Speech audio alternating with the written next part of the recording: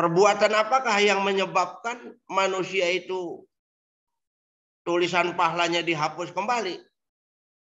Adalah perbuatan dengki, iri sama orang lain. Dengki, iri sama orang lain itu pahala akan dihapuskan dengan sendirinya. Makanya Nabi bersabda dalam hadisnya, iyyakum wal hasad, iyyakum wal hasad, iyyakum wal hasad. Hati-hatilah kamu, jangan sampai berbuat dengki, jangan sampai berbuat dengki, jangan sampai berbuat dengki. 3 kali diucapkan, artinya sangat penting banget.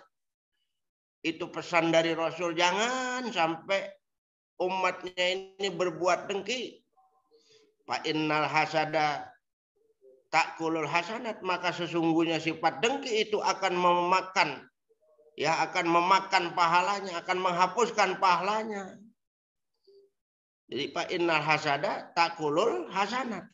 Sesungguhnya sifat dengki itu akan memakan pahalanya. Habis pahalanya dengan sebab dia berbuat dengki.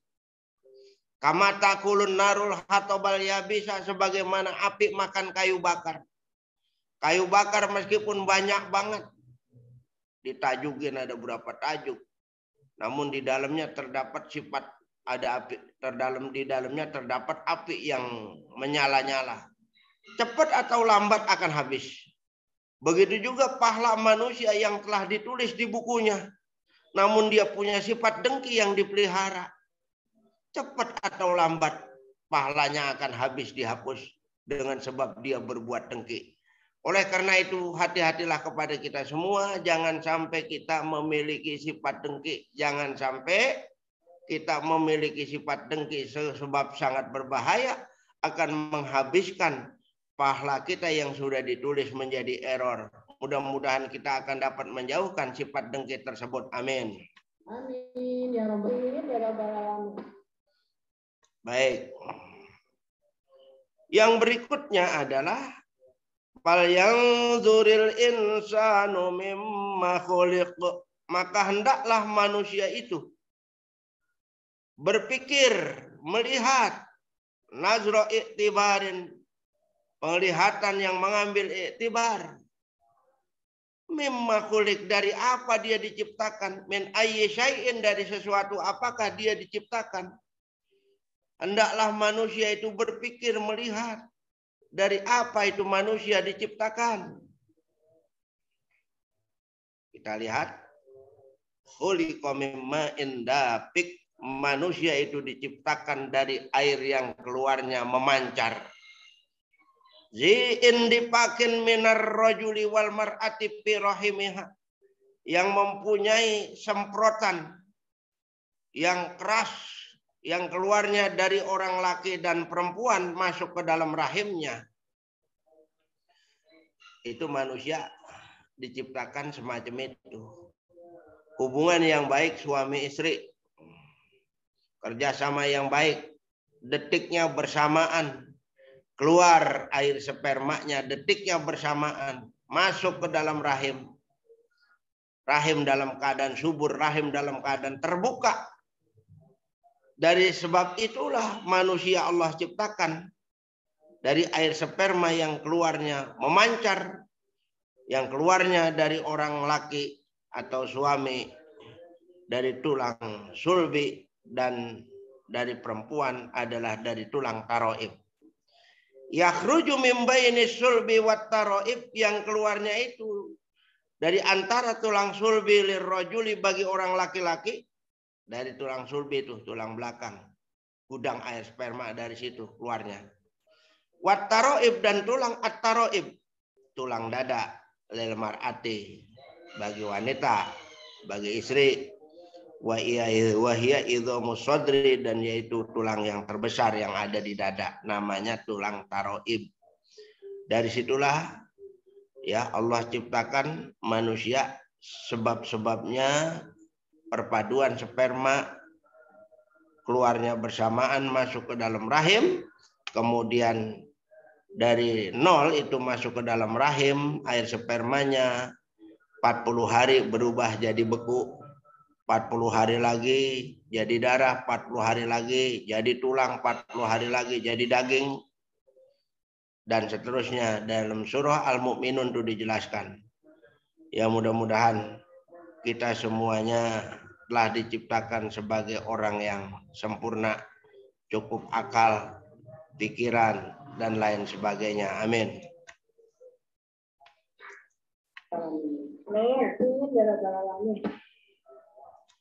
Innahu ala raj'ihi laqadir. Sesungguhnya dia, Allah Subhanahu wa ta'ala, ala raj'ihi laqadir, untuk mengembalikannya pasti mampu. Ba'asal insana ba'da mautihi. Allah bangkitkan manusia sesudah matinya. Jadi manusia setelah hidup di dunia ini, jika dia beribadah kepada Allah, beriman kepada Allah, dia adalah orang yang beruntung. Setelah itu dia akan mati. Setelah dia mati, dikubur, pasti Allah akan membangkitkan dia dikubur. Melalui kedua malaikatnya nanti, setiap orang yang mati itu akan didatangi dengan kedua malaikat Munkar wa Nakir, menanyakan kepada yang meninggal itu. Yang meninggal itu pasti akan menjawab adalah dari amal ibadahnya. Jadi amal ibadahnya bisa ngejawab karena di dunianya dia sebagai orang yang takwa, maka selamatlah dia daripada azab kubur. Maka insya Allah dia akan diberikan nikmat kubur. Ya mudah-mudahan saja kepada kita semuanya, karena kita di dunia ini ibadah kepada Allah. Setelah kita mati jangan khawatir. Pasti dijamin kita akan mendapatkan nikmat kubur. Amin. Amin ya rabbal alamin. Amin, amin ya rabbal alamin. Insyaallah. Baik. Laqadir, pasti mampu. Fa idza utubiro asluhu. Fa idza utubiro asluhu, maka apabila diitibarkan asalnya, alimah, pasti dia mengetahui. Annal qadiru ala dzalika qadirun ala ba'sihi, bahwasanya zat yang maha mampu atas yang demikian itu, yaitu menciptakan manusia, pasti dia mampu untuk membangkitkannya. Jadi manusia, ya Allah sangat mampu menghidupkan, mematikan, memberikan rezeki. Pasti juga Allah sangat mampu membangkitkan manusia yang berada di kubur. Ya, pasti Allah akan mampu membangkitkan manusia yang ada di kubur. Sekali lagi kita nanti dibangkitkan di kubur. Pertanyaan di kubur, kebangkitan di kubur, ini ada menurut keterangan Al-Quran dan hadis. Hadisnya juga hadis Sahih Bukhari Muslim. Sebab di zaman sekarang ini ada salah satu aliran Islam. Mereka umat Islam tapi tidak percaya dengan adanya kebangkitan di kuburan. Kata mereka tidak ada itu kebangkitan di kubur, kata mereka. Orang yang semacam ini tidak perlu didengarkan ocehannya, sebab dia adalah menentang Al-Quran dan hadis. Jadi orang-orang yang tidak percaya akan adanya kebangkitan di kubur berarti orang tersebut menentang Al-Quran dan hadis. Sebab kebangkitan di kubur itu dijelaskan oleh Allah dalam Al-Quran dan di dalam hadis juga dijelaskan. Wa anna sa'ata la'atiyatul la raiba fiha wa anna Allaha yab'atsu man fil kubur. Dan bahwasanya saat itu, saat kematian pasti akan tiba, akan datang, dan bahwasanya Allah akan membangkitkan manusia yang berada di kubur. Itu kata Allah dalam Al-Quran. Dalam hadis Nabi juga dijelaskan kuat hadisnya. Makanya kalau ada orang yang mengatakan bahwasanya kebangkitan di kubur tidak ada, jangan didengerin semacam itu. Sebab mereka adalah mengingkari sunnah, mengingkari hadis. Tidak perlu diikuti orang yang semacam itu. Sebab yang namanya kebangkitan di kubur itu pasti ada. Mudah-mudahan nanti kita semua dibangkitkan di kubur. Kita dalam keadaan bahagia, dijamin untuk mendapatkan nikmat kubur. Amin ya rabbal alamin. Baik, kita lanjutkan. Yauma tublas sarair, pada hari itu ditampakkan segala rahasia. Tuhtabaru wa tuksapu, diuji dan dibukakan akan segala rahasia. Domairul qulubi fil aqaidi wan naba wan niyati. Rahasia-rahasia hati pada akidah dan yaitu niat-niat. Jadi akidahnya baru dapat diketahui nanti. Di sana mereka tahu akidahnya, hatinya semacam apa dia. Nanti akan diungkapkan, akan dinampakkan ya niatnya dan rahasia hatinya. Dibukakan, gamblang, tidak ada yang bisa disembunyikan. Semuanya dijelaskan secara gamblang. Pamalahu min quwwati wala nasir, maka tidak ada baginya. Limunkiril ba'si, bagi orang-orang yang mengingkari kebangkitan, yang tidak percaya adanya hari kebangkitan, tidaklah bagi mereka mempunyai kekuatan yang tani biha minal azab, yang dapat mencegah dengannya daripada azab. Tidak ada itu. Mereka begitu masuk kubur langsung diberi azab karena mereka tidak percaya dengan adanya siksa kubur dan nikmat kubur. Wala nasir, dan tidak ada yang menolong dia. Yadfa'uhu anhu, yang menolaknya darinya. Tidak ada. Jadi orang-orang yang ingkar terhadap adanya nikmat kubur, siksa kubur, nanti ya balasannya tidak ada kekuatan dan tidak ada penolong buat dia saat dikubur, langsung diazab oleh Allah. Na'udzubillahi min dzalik. Mudah-mudahan kita dijauhkan daripada azab kubur. Amin. Amin ya rabbal alamin. Amin ya rabbal alamin. Baik. Was-samaa'i dzatir raj'i wal ardi dzatis shad. Demi langit yang mengandung hujan. Al-matar. Hujan li'audihi kullahinin, karena kembalinya berulang-ulang setiap tahun. Tuh hujan tuh. Pada waktunya musim hujan terjadi lagi hujan. Musim hujan terjadi lagi hujan. Proses hujan itu asalnya dari awan. Awan itu dari asap-asap yang di bumi ini, di tanah ini. Orang pada masak, pada nabunin dan lain sebagainya. Naik asapnya itu ke atas. Di atas ngumpul, jadilah awan. Kemudian diproses oleh malaikat Mikail. Dengan izin Allah tentunya. Dicampur dengan bibit hujan yang keluarnya dari bawah arsy.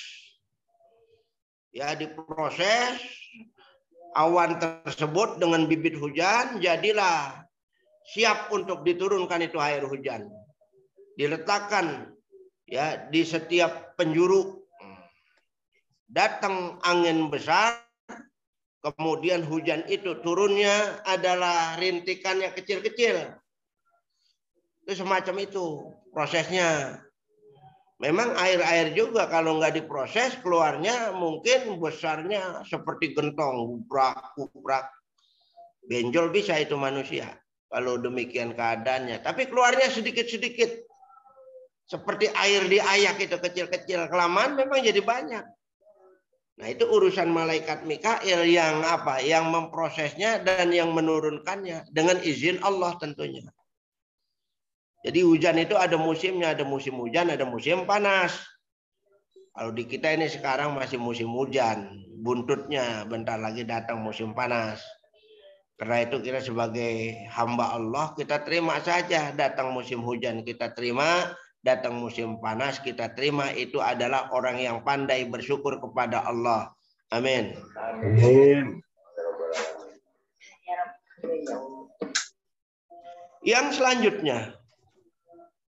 Yang selanjutnya adalah wal ardi dzatis shad. Demi bumi yang mempunyai tumbuh-tumbuhan. Asyakki anin nabat, yang terbelah daripada tumbuh-tumbuhan itu. Dengan sebab turunnya hujan, bumi mengeluarkan tumbuh-tumbuhannya, rumput-rumput keluar dan lain sebagainya. Dan semuanya itu adalah untuk manusia. Diproses oleh Allah. Dengan sebab air hujan tersebut, seluruh pohon hidup, berkembang, dan banyak buah dan lain sebagainya. Kepada manusia, karena itu untuk manusia Allah ciptakan, silakan untuk dimakan. Yang halal. Kalau buah rengas kan tuh haram hukumnya. Kenapa haram? Sebab membahayakan manusia. Buah rengas, buah bernuk. Membahayakan. Kalau apa dimakan juga ya bahaya. Jadi yang halal-halal saja yang kita makan tuh. Rambutan, kecapi, ya kedondong, duren. Banyaklah buah-buahan yang dihalalkan itu. Tapi yang diharamkan jangan dimakan. Bahaya. Pada suatu saat kalau manusia bisa memprosesnya, apakah untuk obat atau apa, kalau ilmunya sudah dapat pasti bisa itu. Karena ilmunya belum dapat sampai saat ini belum ada yang bisa untuk memproses buah rengas supaya nggak gatal, supaya dapat dimakan manusia. Sampai saat ini belum ada yang mengerti. Kedepannya ya mungkin ada yang tahu. Kemudian yang berikutnya adalah innahu laqaulun pas. Sesungguhnya Al-Quran itu, ya, innahu ayil Qur'ana, artinya Al-Quran itu laqaulun pas, adalah yaitu firman Allah yang betul-betul telah diputuskan, ya, telah memutuskan, memisahkan yafsiru bainal haqqi wal batil, yang dapat memisahkan di antara yang hak dan yang batil. Al-Quran itu dikatakan qaulun pas karena dia dapat memisahkan mana yang hak, mana yang batil. Karena dia dapat menerangkan mana yang hak dan mana yang batil. Karena itu dikatakan qaulun pas. Yang halal sudah jelas dijelaskan oleh Allah dalam Al-Quran. Yang batil juga, yang haram-haram sudah jelas dijelaskan dalam Al-Quran. Kita mempunyai akal, pikiran, dan punya iman. Lihat mana yang hak dan mana yang batil. Jangan semuanya ditabrak. Mana yang hak, mana yang batil. Mana yang halal dan mana yang haram.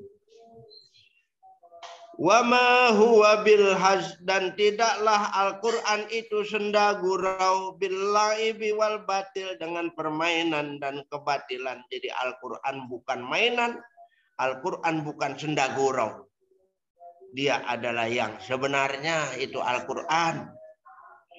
Petunjuk Allah. Buat kita itu Al-Quran merupakan petunjuk dari Allah. Hidayah dari Allah itu Al-Quran buat kita. Al-Quran juga buat kita merupakan obat. Tapi bagi orang kafir, Al-Quran merupakan racun. Semakin dibacakan, semakin tidak enak mereka mendengarnya. Buat kita merupakan obat. Semakin dibacakan, apalagi suaranya enak, itu semakin ketagihan dengerinnya. Dengerin saja ketika Al-Quran dibaca, itu akan Allah berikan pahala. Dengerin saja. Makanya kalau ada orang yang sedang membaca Al-Quran, jangan berbicara, dengarkan. Sebab mendengarkan saja diberi pahala. Apalagi membacanya. Wa idza quri'al Qur'anu fastami'u lahu wa ansitu la'allakum turhamun. Dan apabila Al-Quran itu dibacakan, dengerin, pasang telinga. Semoga kamu diberi rahmat, diberi pahala oleh Allah. Mudah-mudahan Al-Quran kitab suci kita baca dan kita kaji kandungannya. Sampai kapanpun kita, apabila kita selalu mengikuti petunjuk Al-Quran, kita tidak akan tersesat untuk selama-lamanya. Amin. Amin ya rabbal alamin. Amin ya rabbal alamin. Baik, kita teruskan. Innahum yakiduna kaida. Sesungguhnya mereka ayil kufaru, artinya orang-orang yang kafir. Yakiduna kaida, mereka mengadakan tipu daya. Ya'malunal makayida lin Nabi sallallahu alaihi wasallam. Mereka melakukan tipu daya bagi Nabi sallallahu alaihi wasallam. Macam-macam serangan dari mereka. Al-Quran dikatakan sihir. Nabi kita dikatakan penyair. Al-Quran dikata sihir. Nabi kita dikata penyair. Itu namanya mengadakan tipu daya. Bahkan Nabi kita bukan hanya dikata penyair, Nabi kita dikatakan sebagai orang gila. Dari pihak orang musyrik Arab, Nabi kita dikatakan orang gila pada waktu itu. Al-Quran dikatakan sihir, Nabi kita dikatakan penyair. Itu menurut pendapat mereka, tipu daya namanya. Wa akidu kaidah, dan aku membalas tipu daya tersebut. Astadrijuhum min haitsu la ya'lamun. Aku ambulkan mereka sekira mereka tidak tahu. Diambulin, biarin aja dia. Orang kafir mau ngomong apa kayak terhadap Al-Quran, dibiarkan. Tuh, dibiarkan, pada suatu saat nanti baru dia diberikan ganjaran yang luar biasa. Orang yang tidak percaya dengan Al-Quran, ganjarannya nanti di hari kiamat, buta matanya, masuk ke neraka dalam keadaan buta matanya nanti, karena di dunia dia nggak percaya dengan Al-Quran. Kata Allah dalam Al-Quran, wa man a'rada an zikri fa inna lahu ma'isyatan donka. Barang siapa yang menentang Al-Quranku, maka sesungguhnya akan kami berikan kehidupan yang sangat sempit. Wa nahsyuruhu yaumal qiyamati a'ma, dan kami kumpulkan mereka nanti di hari kiamat dalam keadaan buta matanya. Mereka nanti orang-orang yang kafir yang nggak percaya dengan Al-Quran, mereka nanti komplain kepada Allah. Rabbi lima hasyartani a'ma wa qad kuntu basira. Kenapa kau bangkitkan kami dalam keadaan buta, padahal di dunia kami adalah melihat. Kata Allah, salahmu sendiri. Kenapa di dunia kamu tidak mau melihat Al-Quran? Tidak percaya dengan Al-Quran, ya sekarang buta matamu nih. Rasakanlah olehmu. Pamahilil kafirina amhilhum ruwaida. Maka beritangguhlah ya Muhammad, beritangguhlah kepada orang kafir. Amhilhum, biarkan mereka itu. Ruwaida, dalam waktu sebentar. Biarkan dia mau ngomong apa, mau mengatakan Al-Quran sihir dan lain sebagainya, biarkan saja. Biarkan sebentar, nanti dia akan tahu apa ganjaran buat orang-orang yang tidak percaya dengan Al-Quran, buat orang-orang yang memperolok-olok Al-Quran, dan buat orang-orang yang menistakan Al-Quran. Nanti baru dia tahu ganjarannya di sana. Mudah-mudahan buat kita semuanya, Al-Quran merupakan kitab suci kita. Mari betul-betul kita jaga, kita pelihara, kita amalkan kandungannya. Dengan sebab kita selalu mengikuti Al-Quran, tidak akan tersesat untuk selama-lamanya. Bagaimana yang telah disabdakan oleh Rasulullah, taraktu fikum amroini ma tamassaktum bihima lan tadillu abada, kitaballah wa sunnata Rasulillah. Aku tinggalkan kepada kamu dua macam perkara. Selagi kamu berpegang dengan keduanya, kamu tidak akan tersesat untuk selamanya. Yaitu yang pertama adalah Al-Quran dan yang kedua adalah Al-Hadis. Mari kita kembali kepada Al-Quran dan Hadis untuk sepanjang masa. Pasti kita akan selalu mendapat ridho dari Allah Subhanahu wa Ta'ala. Amin. Amin ya rabbal alamin. Baik, sampai di sini dulu. Mudah-mudahan apa yang sudah dijelaskan ada hikmahnya dan ada manfaatnya buat kita semuanya. Wabillahi taufiq wal hidayah. Wassalamualaikum warahmatullahi wabarakatuh.